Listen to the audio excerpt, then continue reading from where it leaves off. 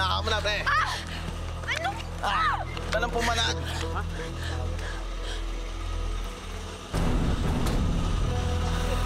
Miss, halika na rito. Mga tol, Problema nito. baka naman pwedeng ibalaton nyo na sa akin yan. Ano ka, Hilo? Ayaw namin ang gulo. Kalis na Amin yan eh.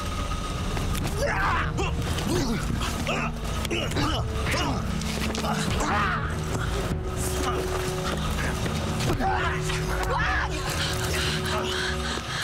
Walang hiya kayo! Alis na tayo! Mister! Mister! Mister! Naku! Kailangan ko siya dalhin sa ospital! Tulong! Tulungan niyo kami! Mister! Mister! Tulong! Tulungan niyo kami! Naku, kailangan ko siya dalhin sa ospital! Tulong! Tulong! Tulungan niyo kami!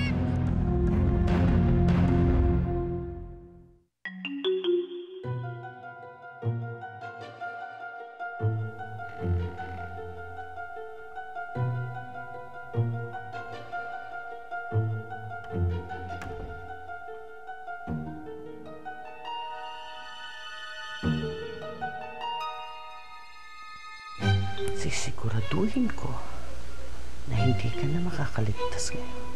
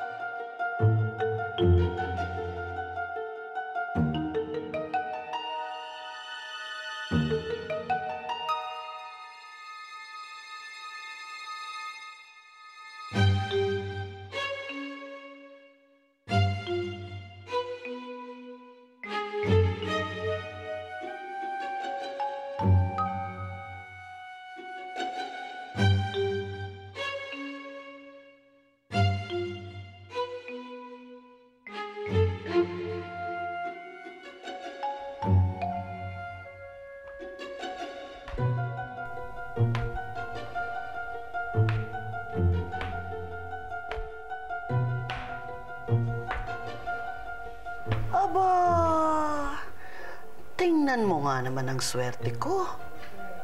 Naglalakad pala ng tulog ang batang ito. Kawawang bata. Delikado yung ginagawa niya. Maaksidente siya sa ginagawa niyang ito.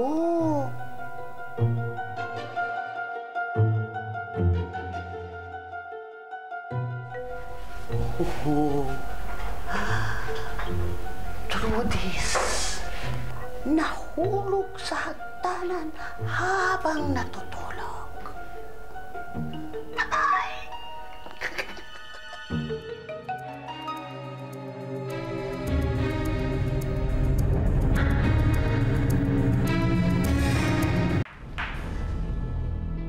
Trudis! Trudis! Anong ginagawa mo dyan? Hindi ko po alam. Nagising po ako dito. Naku, delikado yan. Naglalakad ka yata habang natutulog. Hindi bali na, babantayan na lang kita sa kwarto mo, ha? Halika na.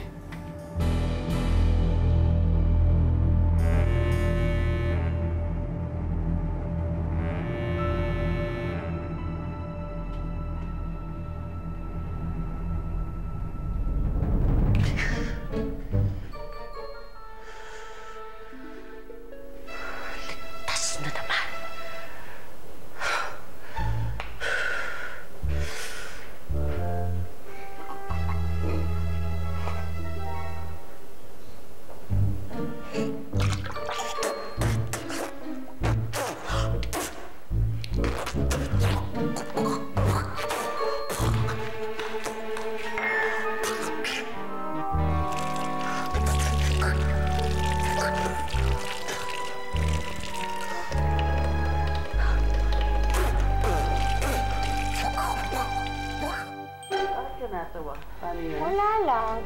Mami naman, kami mag-asawa, yaman mo na kami. Oh. Is that fish? I think so, yeah. Ito na.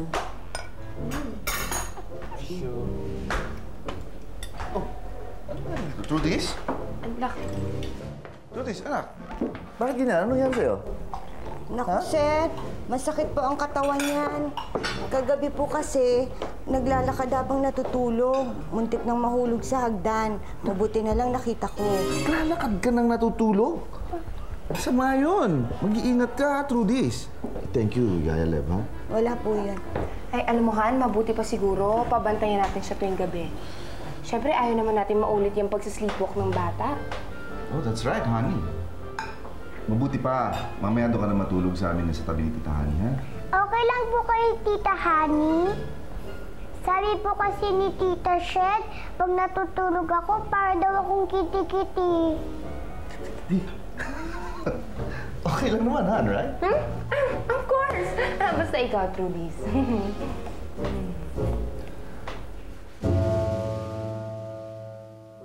Ano ba nang iningisi-ngisi mo dyan? Good luck, Insa. Sana pansin ka ni Ched. 2 oras din ang hintay ko bago mo napili ang polo na yan. Pwede ba huwag ka namang asar? Kinakabahan na nga yung tao eh. Kinakabahang mabasted. Sa tingin mo ba, magagalit siya? Sa palagay ko, hindi ka niya mapapansin. Bakit naman? Walang tao. Oo nga, no?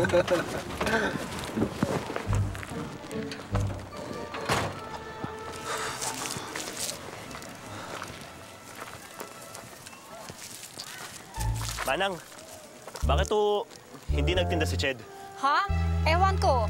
Himala nga, hindi siya nagtinda ngayon eh. Laging maaga yun eh. Salamat to, Manang. Eh, naroon na nga ako. Maganda ang tumulong sa kapwa. Di ba? Eh, ang kaso mo sa panahon ngayon, ikaw na ang tumutulong, ikaw pa ang mapapasama. Eh, bakit ba iniisip mo na mapapasama tayo? Ano ka ba? Huwag yun ang iisipin mo. Ang isipin mo, maganda ang magiging karma natin. Magandang karma baka mo. Sige, tignan natin. Pag gumising na yan at nalaman natin walang pera, eh di paano na? Sino magbabayad ng bayarin dito sa ospital?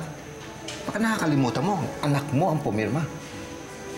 Nay, Tay, pwede ba wag na muna kayo magtalo? Saka na natin yan isipin. Ipagdasal na lang ho natin siya. Sana naman gumaling na siya, di ba? Dapat, yun yung mga iniisip natin.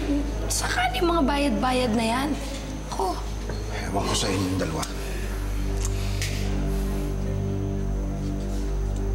Magandang umaga po.